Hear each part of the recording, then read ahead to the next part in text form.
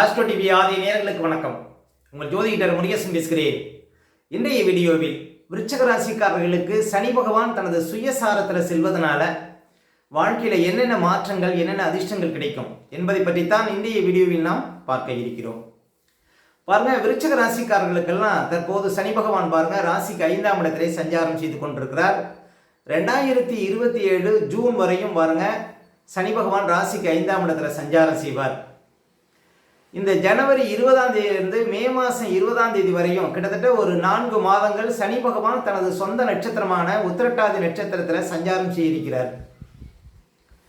அதே போல குரு பகவான் பாருங்க ராசிக்கு 8ஆம் இடத்திலே மறைவு ஸ்தானத்தில் தனது சொந்த நட்சத்திரத்தில் பயணம் செய்கிறார்.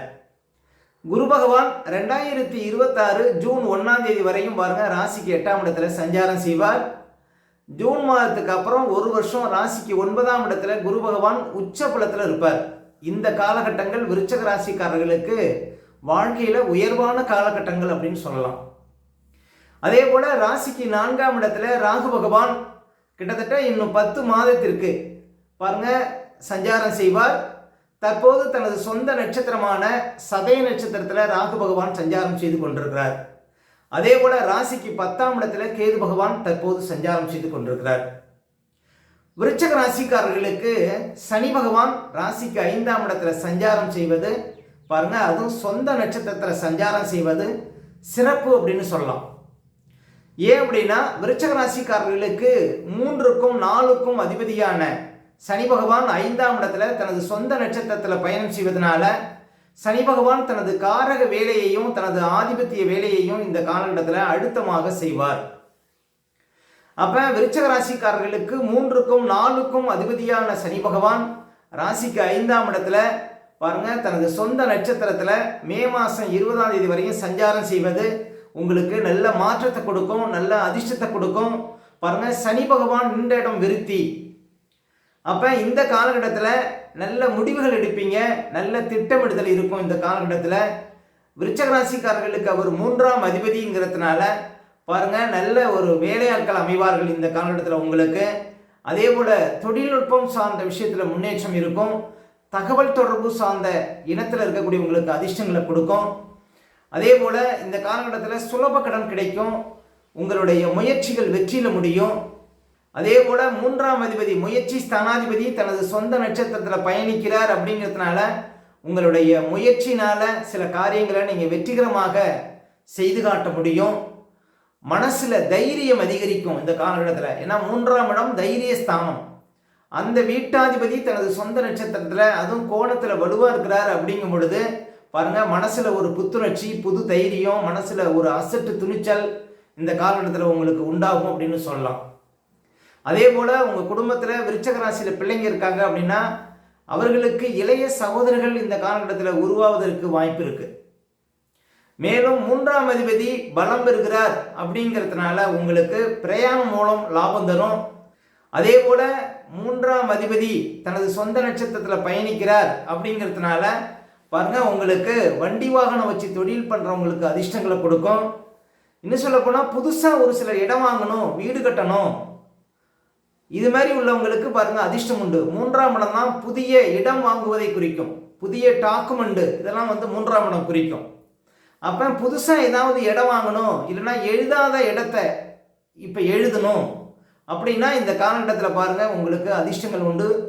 புதுசாக சொத்து வாங்கக்கூடிய யோகம் இந்த காலகட்டத்தில் விருச்சிக ராசிக்காரர்களுக்கு அமையும். அதே போல 4ஆம் அதிபதி தனது சொந்த நட்சத்திரத்தில் பயணிக்கிறார் அப்படிங்கிறதுனால பாருங்க உங்களுக்கு மே மாதம் 20ஆம் தேதிக்குள்ள சொந்த தொழில் விருத்தி ஏற்படும். அதே போல இந்த காலகட்டத்தில் குடும்பத்தில் தடைப்பட்ட சுபகாரியங்கள் நடக்கும். உங்களுக்கு பாருங்க சுபகாரிய செலவுகள் சேரும். நீங்க எடுக்கக்கூடிய காரியங்கள்ல பாருங்க உங்களுக்கு வெற்றி ஏற்படும். அதே போல உயர்கல்வி படிக்கணும் அப்படின்னு நினைக்கிறவங்களுக்கு அந்த ஆசைகள் பூர்த்தியாகும். புதுசாக வண்டி வாகனம் வாங்கணும் அப்படிங்கிறவங்களுக்கு அந்த ஆசைகள் பூர்த்தியாகும். மனசில் இருக்கிற அழுத்தம் குறையும். இந்த காலகட்டத்தில் மனசில் நிம்மதியை கொடுக்கும். அதே போல் முக்கியமாக 4ஆம் அதிபதி சொந்த நட்சத்திரத்தில் பயணிக்கிறார் அப்படிங்கும் பொழுது 4ஆம் இடம் வியாபாரம், புதிய முதலீடு, புதுசாக ஏதாவது முதலீடுகள் பண்ணக்கூடிய வாய்ப்புகளை கொடுக்கும். அசையா சொத்துல இந்த காலகட்டத்தில் முதலீடு செய்யக்கூடிய வாய்ப்புகள் விருச்சிக ராசிக்காரர்களுக்கு உண்டு அப்படின்னு சொல்லலாம். அதே போல் 5ஆம் இடம் புத்திரஸ்தானம், புத்திஸ்தானம், பூர்வீகஸ்தானம். அப்போ பூர்வீக சொத்து மூலம் அதிர்ஷ்டம் கிடைக்கும். ஒரு கேந்திராதிபதி கோணத்தில் வலுவாக இருக்கிறார், சொத்து வகையில் அதிர்ஷ்டம் கிடைக்கும். உங்களுடைய திட்டங்கள் நிறைவேறும், புது திட்டங்கள் தீட்டுவீர்கள். இந்த காலகட்டத்தில் பாருங்கள், 5ஆம் இடத்துல சனி சஞ்சாரம் செய்யும்போது ஒரு பாருங்கள் எண்ணங்களில் ஒரு சிதறல் ஏற்படும். நிறைய பேருக்கு ஒரு குழப்பங்கிறது இருக்கும். நிறைய பேருக்கு 5ஆம் இடத்துல சனி சஞ்சாரம் செய்யும்போது நீங்கள் எந்த முடிவு எடுக்கணுங்கும் போது எந்த முடிவுமே எடுக்க முடியாத ஒரு நிலையை கொடுக்கும். ஆனால் சனி பகவான் சொந்த நட்சத்திரத்தில் பயணிக்கும் பொழுது எடுக்கக்கூடிய முடிவுகள் சிறப்பாக இருக்கும், உங்களுடைய திட்டங்கள் பலிதமாகும் அப்படின்னு சொல்லலாங்க. அப்போ விருச்சக ராசிக்காரர்களுக்கு 3க்கும் 4க்கும் அதிபதியான இந்த சனி பகவான் தனது சொந்த நட்சத்திரத்தில் பயணிப்பதனால 3ஆம் இட 4ஆம் இட ஆதிபத்திய வேலைகளை கட்டாயம் இந்த காலகட்டத்தில் செய்வார். அப்போ 4ஆம் இடமும் பலம் பெறுவதனால உங்களுக்கு அதிர்ஷ்டம் ஏற்படும் அப்படின்னு சொல்லாங்க. முக்கியமாக வியாபார ரீதியில் அதிர்ஷ்டங்கள் உண்டு. ஒரு சிலர் புதுசாக ஏதாவது தொழில் தொடங்கலாமா அப்படிங்கிற ஒரு எண்ணத்தையும் கொடுக்கும் இந்த காலகட்டத்தில் விருச்சக ராசிக்காரர்களுக்கு. 4ஆம் அதிபதி சொந்த நட்சத்திரத்தில் பயணிப்பது, அதே போல் தேங்கி கிடந்த சரக்குகள்லாம் இந்த காலகட்டத்தில் விற்று தீருங்க. புதிய முதலீடு மூலம் லாபம் உண்டு.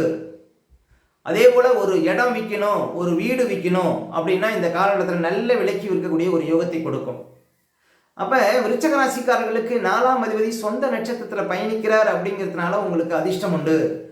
மேலும் உங்களுடைய பிறப்பு கால ஜாதகத்தில் பாருங்கள், ராசிக்கு 5ஆம் இடத்துல செவ்வாயோ அல்லது ராகுவோ அல்லது கேதுவோ இருந்தால் இந்த காலகட்டத்தில் சில பிரச்சனைகள், தொழில் ரீதியாக சில பிரச்சனைகள் வரும்.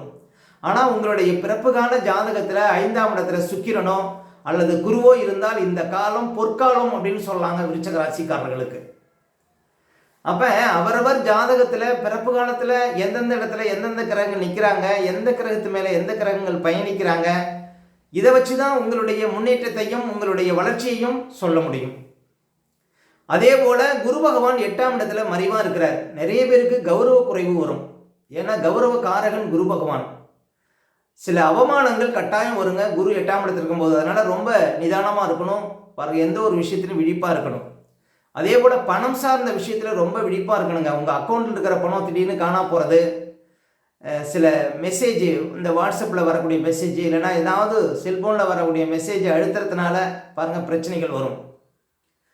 அதே போல் பாருங்கள் 8ஆம் இடத்துல குரு இருப்பதனால பிள்ளைகள் வழியில் பாருங்கள் உங்களுக்கு சங்கடங்கள் வருவதற்கு வாய்ப்பு இருக்குது. அதனால் பிள்ளைகளுடைய நடவடிக்கைகளை கவனிக்கணும். இந்த காலகட்டத்தில் பிள்ளைகளுடைய ஆரோக்கியத்தில் கவனம் செலுத்தணும் விருச்சக ராசிக்காரர்கள். அப்போ பிள்ளைகளை பற்றிய மனக்கவலைகளை கொடுப்பார். ஜூன் மாதம் 1ஆம் தேதி வரைக்கும் குரு 8ஆம் இடத்துல இருப்பார். இந்த 8ஆம் இடத்துல குரு இருப்பதனால ஒரு சிலருக்கு வேலை இழப்பே வருங்க. ஏன் அப்படின்னா பழைய பாடலே என்ன சொல்லுதுன்னா, 8லே வாடி பட்டம் இழந்தார், பட்டம் பதவிகள் பறிபோகும். ஒரு சிலருக்கு சின்ன சின்ன கண்டங்கள் கூட வரும் அப்படின்னு சொல்லலாம் 8ஆம் இடத்துல குரு சஞ்சாரம் செய்யக்கூடிய காலகட்டத்தில். அதனால் விழிப்பாக இருக்கணும். மேலும் குரு பகவான் தனது சொந்த நட்சத்திரத்தில் பயணிப்பதனால திடீர் யோகம், திடீர் அதிர்ஷ்டம், குருட்டு அதிர்ஷ்டம், ஒரு சிலருக்கு லாட்ரி யோகம், இதெல்லாம் கிடைப்பதற்கு வாய்ப்பு இருக்குது. உங்களுக்கு பிறப்பு கால ஜாதகத்தில் 8ஆம் இடத்துல குருவோ அல்லது சுக்கிரனோ இருந்தால் இந்த காலம் அதிர்ஷ்ட காலம். உங்கள் பிறப்பு கால ஜாதகத்தில் 8ஆம் இடத்துல ராகுவோ அல்லது கேதுவோ இருந்தால் இந்த காலகட்டத்தில் பணம் சார்ந்த விஷயத்தில் ரொம்ப விழிப்பாக இருக்கணும், பிள்ளைகளுடைய ஆரோக்கியத்தில் கவனம் செலுத்தணும். அதே போல் 4ஆம் இடத்துல ராகு பகவான் சஞ்சாரம் செய்து கொண்டிருக்கிறார். ராகு பகவானும் சொந்த நட்சத்திரத்தில் தான் பயணிக்கிறாருங்க. தாயாருக்கு சில கடுமைகளை கொடுக்கும். தாயாருடைய ஆரோக்கியத்தில் கவனம் செலுத்தணும் விருச்சக ராசிக்காரர்கள்.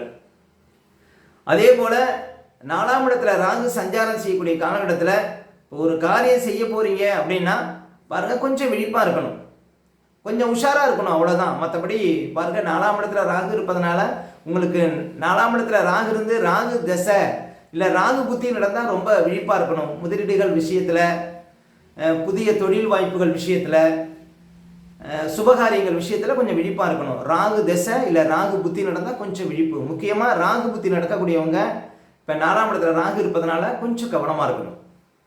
அதே போல் 10ஆம் இடத்துல கேது இருக்கிறார். இப்போ 10ஆம் இடத்துல கேது இருக்கிறார் அப்படின்னா 10ஆம் இடத்துல உங்களுக்கு பிறப்பு காலத்தில் சனியோ அல்லது குருவோ இருந்தால் பாருங்கள் உங்களுக்கு சில சிரமங்களை கொடுக்கும், தொழில் ரீதியாக சில கஷ்டங்களை கொடுக்கும். இப்போ 4ஆம் இடத்துல ராகு இருக்கிறார், பிறப்பு காலத்தில் உங்களுக்கு 4ஆம் இடத்துல சனி இருந்தால் தொழில் ரீதியாக பிரச்சனை வரும். ஏன் அப்படின்னா சனி மேலே ராகு போகும்போது கஷ்டத்தை கொடுக்கும். அப்போ பாருங்கள் உங்கள் பிறப்பு கால ஜாதகம் தான் உங்களுடைய வளர்ச்சியை நிர்ணயிக்கும். உங்களுடைய பிறப்பு கால ஜாதகத்தில் பாருங்கள், இப்போ ராகு 4ஆம் இடத்துல போகிறாரு, 10ஆம் இடத்துல கேது போகிறாரு, 5ஆம் இடத்துல சனி போகிறாரு, 8ஆம் இடத்துல குரு போகிறாருன்னா அந்த இடத்துல சுபக்கிரகங்கள் இருந்தால் பாருங்கள் பாதிப்புகள் குறையும். அந்த இடத்துல பாவக்கிரகங்கள் இருந்தால் பாதிப்புகள் கொஞ்சம் அதிகமாக இருக்கும். அந்த தசாபுத்திகளும் நடைமுறையில் இருந்தால் இதனுடைய பாருங்கள் கெடுபலும் கொஞ்சம் அதிகமாக இருக்கும். அப்போ பிறப்புகால ஜாதகத்தில் உங்களுக்கு எந்தெந்த இடத்துல எந்த கிரகங்கள் இருக்கிறாங்க, அது மேலே எந்த கிரகங்கள் போகிறாங்கங்கிறத வச்சு பாருங்கள் உங்களுடைய வளர்ச்சியை நம்ம நிர்ணயிக்க முடியும். மேலும் உங்களுடைய சுய ஜாதகத்தை நீங்கள் பார்க்கணும் அப்படின்னா திரையில் தெரியக்கூடிய நம்பருக்கு கான்டாக்ட் பண்ணுங்கள். உங்களுடைய பிள்ளைகளுக்கு புதுசாக ஏதாவது ஜாதகம் எழுதணும் அப்படின்னாலும் பாருங்கள் இந்த நம்பருக்கு கான்டாக்ட் பண்ணுங்கள். ஓகே, இந்த வீடியோ பிடிச்சிருந்தா ஒரு லைக் கொடுங்க. உங்கள் கருத்துக்களை உங்களுடைய கமெண்ட்ஸில் பதிவிடுங்க. இன்னும் நம்ம பல வீடியோ கொடுக்க இருக்கிறோம். நம்ம சேனலை சப்ஸ்கிரைப் பண்ணுங்கள். பக்கத்தில் வர பெல் சிம்பலை கிளிக் பண்ணுங்கள். நன்றி, வணக்கம்.